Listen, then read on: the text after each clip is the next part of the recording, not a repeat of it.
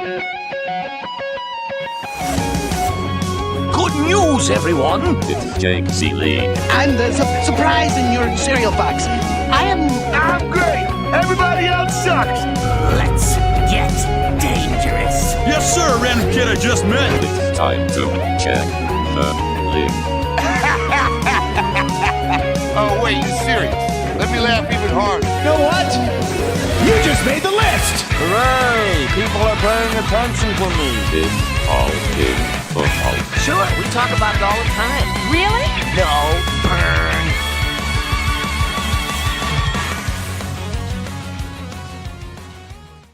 What is up, you ducks? It is week 10 of the fantasy football season. We are in the double digits. It is all in football on FTN with stepmom Lauren, myself, Jake Ciely, and we're talking waivers, worries, results, takeaways, whatever you want and more. That's what we're here for. To recap week 9, get you ready for week 10. This is now, like, don't fade away now. This is the way, you know, I'm trying to think of a fade away joke, and I couldn't make one. I'm usually good at this. I'm a little sleepy. You are. Yeah, I know. Like, the wife snored a little bit. I could call her out on this live on the show. Oh, no. I know that life, up. though. I know Stuffed that life. up. Well, to be fair, like, even snoring with me, like, if she's like how quiet that was, like, if you touch the doorknob to our bedroom, I'll wake up. Like, boom. Oh, I'm never getting attacked in my sleep. I will die watching the person murder me in my sleep, but I'm never going to die in my sleep because I wake up at, like, a fly landing on the nightshade, and I'll be like, I'm awake. What's up? I'm the same way. I feel you. My husband does the same thing. It's like a little kitten purr, and I'm like, wide awake. What's happening? Like, Yes. It's the same. So I love seeing all this. I'm happy to see all of you here. This shirt owns. Yes, it does. It's Darkwing. I've had this Darkwing Duck shirt. I've worn it multiple times. I actually went through my 3 possible Darkwing Duck shirts because, stay tuned, if you don't ever watch me on the Pat Mayo Experience, on Pat Mayo's show, when we do our ranking show, he has been doing graphics this entire year with me. Like, we were Saved by the Bell, we were Contra and stuff like that. There might be a Darkwing Duck one today. You might want to check into that and see that graphic. I'll definitely tweet it out, but that's not what we're here to talk about. Real quick, actually, I wanted to add this because there was a few significant injuries. Usually we kind of intertwine them throughout everything we're talking about, but we have Daniel Jones waiting on his report. Could be probably the end of the year, given the knee, and then he wasn't really touched on it. It was a weird one. Jaron Hall, which we were excited to see. We talked about him on the Sirius XM show just to see what he could do. And he started off looking pretty competent, and it looked like it might be a decent day. And then Josh Dobbs came in, and I don't know that Jaron Hall is going to get a second chance because how do you turn away from what Josh Dobbs did? But anyway, who, by the way, was getting plays broken down and described to him by Kevin O'Connell while the play clock is ticking on the field and trying to simplify things because he doesn't know a playbook yet. Kudos to Josh. He doesn't even know his teammates' names. Josh Dobbs, and he's like, just put him in the Hall of Fame. Cam Akers got hurt. KJ Osborne actually got sandwiched in that same game, and he got hurt. Traylon Burks we saw on Thursday night, likely out. And then Josh Downs, mysteriously, there wasn't a lot of clarity on what the issue was with the leg, but that was really in the game. Unfortunately, Josh Downs might miss time as well. I would expect Osborne and Burks and probably even Cam Akers, but the biggest name we got to start with because everybody's super excited about it. And everybody's like, #1 waiver claim, spend all my fab. If you haven't been paying attention to the waiver column, we haven't talked about him a lot on this show because he's a super deep stash this entire year. And unfortunately, because we hit buys, because we hit injuries, people are like, do I drop Keaton Mitchell or do I drop Josh Downs? Like, that's the names he was compared with. And I'm like, you know what? If you're going to do that, you have to drop Mitchell. Please don't if you don't need to. But you have to, and now there's a lot of places where I saw a lot of people tweeting, and I'm happy. A lot of people are like, thank you, Jake. I've been holding on to him all year long, but I know a lot of people had to let him go for other reasons, and it's frustrating. The thing I will say, I want to see if you agree with me, Lauren, is like, I'm a Keaton Mitchell guy, clearly. But I want everybody to pump the brakes just a little bit because there's a couple factors at play here. Is Gus Edwards scored 2 touchdowns, was the lead to start the game. Justice Hill was the other half. Keaton Mitchell had 0 touches. He had snaps, but he had 0 touches in the first quarter. And by the time they're blowing him out 47-0 in the second quarter, then it was all like Gus Edwards legitimately sat on the sidelines the entire second half. It was all Justice Hill and all Keaton Mitchell. Now, Keaton Mitchell clearly has the higher ceiling than Justice Hill. But it's the Ravens, and I do believe this is going to be a committee. I do believe Mitchell can get past Justice Hill, but without an injury, I just don't know how often you'll be able to trust Keaton Mitchell. Now, definitely grab him. Definitely, if you can. Number one waiver priority, would you go that far? Because we're not going to talk fab because it's going to be relative to everybody. But number one waiver priority, would you, like, put it this way. Khalil Herbert's dropped down to 62% rostered. A lot of people dropped him. If Khalil Herbert is out there who can return this week, would you grab Khalil Herbert or Keaton Mitchell? I think that's a good way to put this.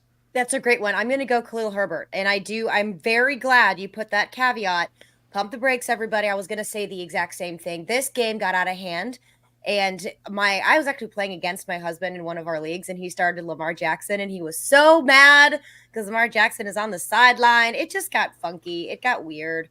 So I don't put a ton of stock into this as being a trend moving forward, but definitely stash Mitchell if you can. But in that situation, I'm definitely going to go Khalil Herbert over Keaton Mitchell.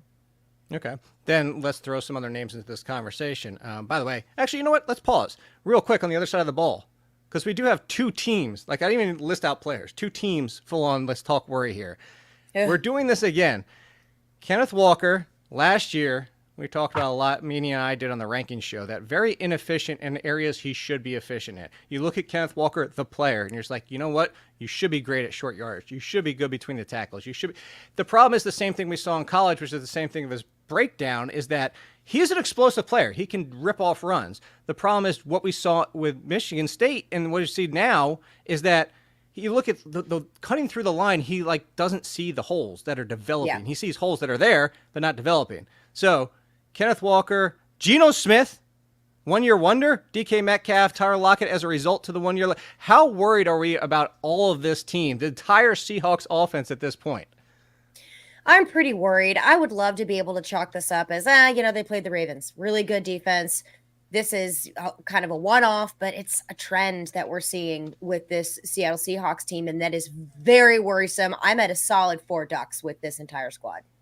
Okay, so let's break it down player by player. Ken Walker, would you give him 4 or would you give Kenneth Walker like 2 or 3? Because he's still the lead.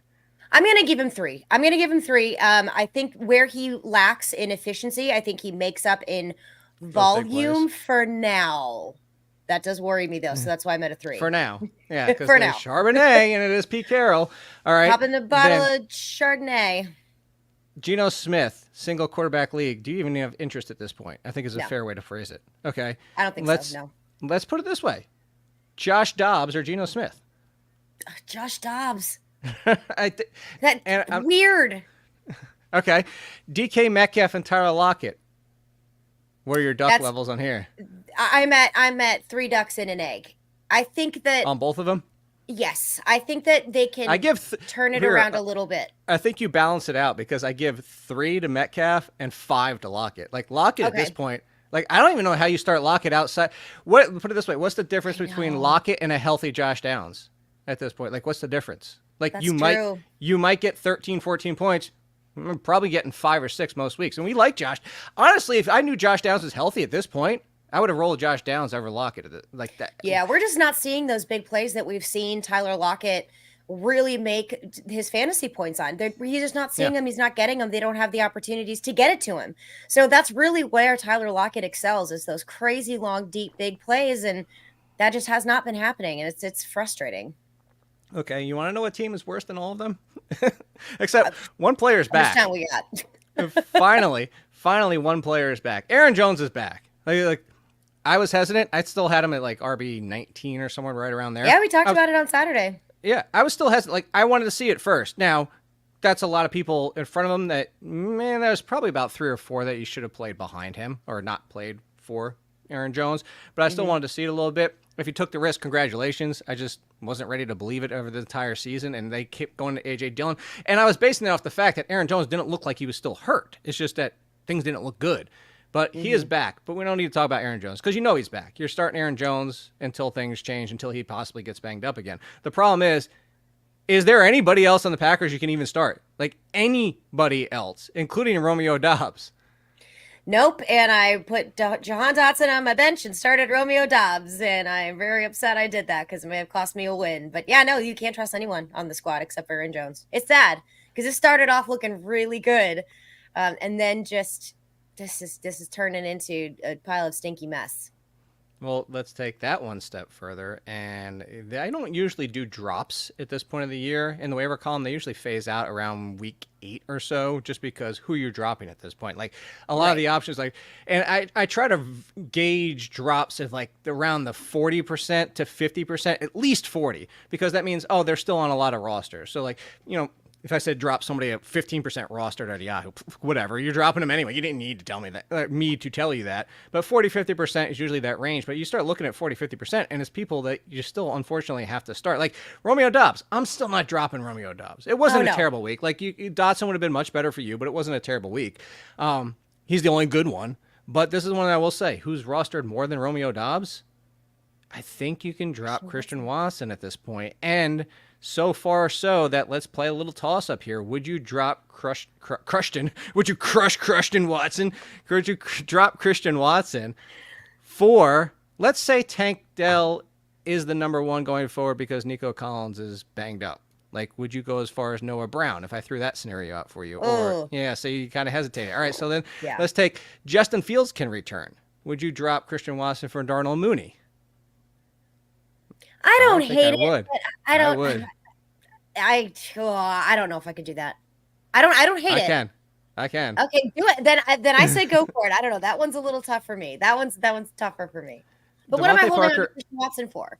Like exactly. I'm holding on for those big plays. Here's the problem. No. Here, I'll lay out the scenario for it. This is why I say go ahead and drop Christian Watson, because you can't play him until you see a good game. So he's inevitably benched, and you have to see a game first. You see that game, you've already missed on one because you can't play him until you see the game. So you're going to miss on one performance. What happens if the next week he bombs again? Then you're waiting for another good game. So you're going to miss a second good performance. If he goes back to back and you actually start him in a good one, okay, fine. But you see the scenario, it's kind of like let's make a deal. 2 of the 3 scenarios are negative. There's only one good scenario, and you still need back-to-back good weeks. So, all right, then here's what I'm going to go. Devontae Parker might return, might not. He's not out for the season. So, Demario. That's like a little hung. Like, that wasn't a very good one. That wasn't as good as Saturday. Everybody missed on Saturday. It was pretty good.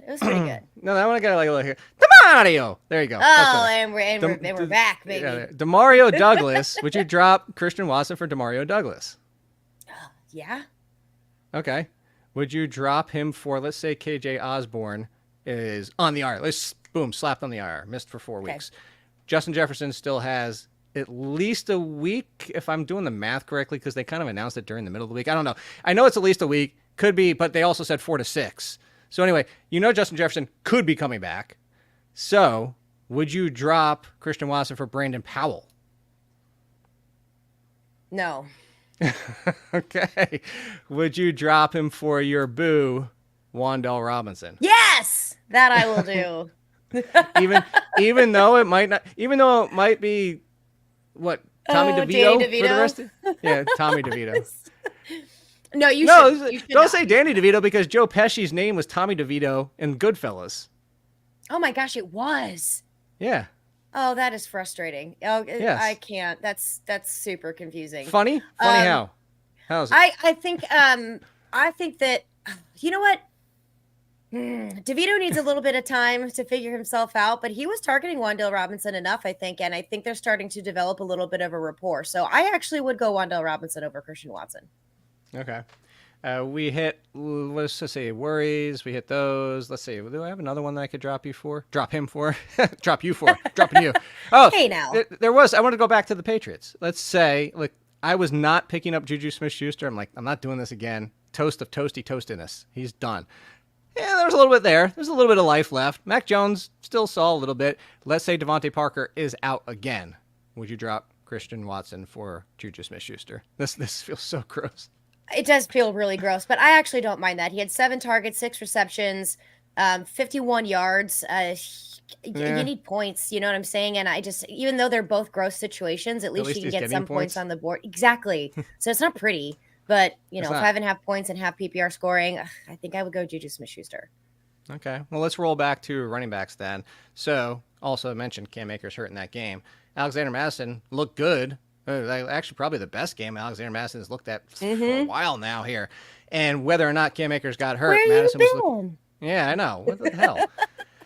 So with Cam Akers out and the fact that Madison, as performance-wise, has been a little up and down this year, do you have any interest in Ty Chandler, who, for all intents and purposes, if we're talking about Ty Chandler and what has happened with the Vikings have pretty much told us they don't want to turn to Ty Chandler, but he's the next man up now, so you're making a face. Would you even pick up this Justice Hill? Justice Hill is still in the 40% because nobody wants to pick up Justice Hill because it's tough to start him because it's the Ravens' backfield, which is part of the reason we're cautioning you on the Keaton Mitchell excitement. But let's say Justice Hill versus Ty Chandler. Which one would you pick in that scenario? Neither. I don't want either of these guys, but I'm going to go Justice Hill. I'm going to go Justice Hill for Justice the sake Hill of over your Ty question. Chandler? Yeah. Ugh. Justice Hill. Would you? How about this one? Look what he makes me do, everybody. This is horrible. This is the whole point of the show, though. The people are stuck with these decisions. The people need answers. So going back to the Bears, and Khalil Herbert can return this week, and Deonta Foreman has looked really good. I have an entire write-up on this scenario. Like I said, do not drop Deonta Foreman. Now, do not drop him. No. Is there a world where Deonta Foreman becomes the third option because of the similarities to Khalil Herbert and what Khalil Herbert was doing before he got hurt, and all of a sudden Roschon Johnson's the 2, and it's this mess that it was at the beginning of the season, but Herbert is the lead, and all of a sudden you have to drop Foreman next week? Sure, I get it. But Don't do it until we see it, because what if the Bears say, quote unquote, why mess with success? And they keep Foreman in the lead, and all of a sudden now it's a timeshare and Roschon Johnson's still on the outs. The reason I'm saying all this is because right now Roschon Johnson is still on the outs. This is clearly Deonta Foreman's backfield, and now we have the mess of Herbert coming into the mix, where would you stash and hold on to Roschon Johnson with Herbert coming back, or would you drop him to make the swap for Ty Chandler? Because I think just on the upside potential, what happens, this is how I'm playing it out for everybody out there. What happens if Alexander Madison gets hurt next week? Then you're turning to Ty Chandler on waivers, and people are going to go crazy for Ty Chandler. What happens if Herbert comes back and gets hurt? Foreman's still the guy. What happens if Foreman gets hurt and Herbert's back? Herbert's still the guy. And that's my point here. I know. Well, no. My point is Roschon Johnson needs 2 people to get hurt. At least Ty Chandler only needs 1. So that's why I would go Ty Chandler over Roschon Johnson. I don't hate that. Did you get? Do you want me to spell it? Did I need to make a graph? I did. It's like turn to page 73. With the footnote and the asterisk on there. Yeah. What the hell were those books called? Choose Your Own Adventure, right? That's what they were. I love those. It was like you flip the turn to page adventure. 73 if you're going to do this and blah, blah, blah. You know what that basically was? It was kind of almost like without dice. It was like Dungeons and Dragons in a book. Yeah, it was. Yeah. Mm-hmm. Basically. All right. Of interest. Now, because we're in this range, let's play this Justice Hill, Roschon Johnson, Ty Chandler, those kind of like flyer type pieces. Would any of these running backs be more interesting to you than them? Because you're chasing them for upside. I'm starting to list off backups who you sometimes can use. So that's how you're going here. Tyler Algier or any of those backups, would you just continue to roll out Ty? Would you? Because there's people in 10 teams leagues who listen to us. So would you drop Tyler Algier for Ty Chandler if Cam Akers is out? Would you drop him for who else? Keaton Mitchell. That's a really Would you drop tough Algier one. for Keaton Mitchell? No, I would not drop Algier for Mitchell. But man, that Ty Chandler one is tough. I actually think I'm going to hang on to Tyler Algier. Hang on to it. I would as well. Yeah. Would you hang on to Kenneth Gainwell over? Yes. Well, over Keaton Mitchell too? Over Keaton Mitchell, yes, I would. Would you hold on to Zeke over both? No. Even God, this Ty Chandler come so as well? far with this. What was that last one? I was going to say, would you swap Zeke for Ty Chandler? That's a rough one. I think I'll still hang on to Zeke. Okay. How about this one? You know what? Is he actually in the droppable conversation? I'm going to pivot. I'm going to change this. Ooh, okay. We talked about how Christian Watson's droppable. Mm-hmm. We talk about how these other options, but Dameon Pierce was splitting 50-50 with Devin Singletary. Dameon Pierce last week didn't get that much work, got banged up. And then Dameon Pierce this week, last week, I guess technically it is last week at this point. I don't know. We're still in week 9. We still have to. We're still in week 9. Devin Singletary did jack squat. Granted, It was a very bad matchup for him. Still did jack squat. He did jack squat last week, 2 weeks ago, whatever you want to call it. He hasn't done anything in his 2 weeks, essentially. Would you just drop him at this point to take a flyer on Keaton Mitchell? Yes. I'm Okay. done with this. I'm done with the Devin Singletary roller coaster. I'm done. Like, I tried to dip my toes back into the water of Motor, who is affectionately Devin Singletary, and I'm never Every doing time this you again. think you're out, Every single they pull time you back I do. in. I can't, and I'm not doing it anymore. I'm over it. No, I am dropping Devin Singletary, and I'll take basically anyone else. You know what Devin Singletary is? Can't do it. Or Miles trap. Sanders? No. That's what he is. Here's our trap. Here's our drop. I like it. There you go. Who else do we? Oh, Jaleel McLaughlin coming back from there by. Javonte Williams has clearly started to lead this backfield. Actually, what we hoped Williams to be. So with McLaughlin kind of unstartable, non-startable, instartable. I don't know. De-startable. I'm going to try to figure out what the right word here is. Would you hold on to McLaughlin or would you swap him? Actually, let's say Singletary and McLaughlin. You can only have one on your bench. I'm going McLaughlin. Okay. Yep. Keaton Mitchell or McLaughlin. McLaughlin. Okay, I think that's a tough call to make there. That's I think a there's tough a one, yeah. case if you put it this way. I think if you're talking about Mitchell versus McLaughlin for your fifth running back and you don't need to start him during buys, I could see McLaughlin because but if I'm chasing pure upside, I would still go Mitchell. Just pure upside and that I he's get the it. new I guy. don't know. I get the argument, but Jaleel McLaughlin's still kind of sprinkled in every once in a while, and He's new Samaj AP Ryan. I don't know why I Yeah. said it like that. Samaj AP Ryan. I don't know why I paused like that. I no, so much JP Ryan. Yeah, I'm still going McLaughlin. There was I want to circle back real quick on the worry. What's I like saying his name? Jaleel. Jaleel? I like you saying want that. to say McLaughlin? Did you know they Both. spelled his jersey wrong? His No. first day? Yeah. No. The Jersey people, the first day, it was either his nameplate or his jersey, his first day in there, and they had a G in it because it's pronounced McLaughlin and not McLaughlin. So he said he didn't care because there's a G sound in there. He wasn't upset by it. That's funny. Yeah. I appreciate that as somebody who gets their last names misspelled and mispronounced all the time. I appreciate that. Respect. So anyway, going back to the running back scenario, we do have one that I want to talk about real quick is the entire team that you can loop in the Packers and Seahawks. And I just thought about this one. I wasn't so much going to talk about it because they're hitting a bye. However, hitting their bye, and it's weird because we got the Matthew Stafford might play through it. And then we get, he's not playing, which a lot of people expected. Nobody really thought Matthew Stafford was going to try to force his way through it, especially with the bye coming this week. But now all of a sudden, after the game, there's Matthew Stafford return ?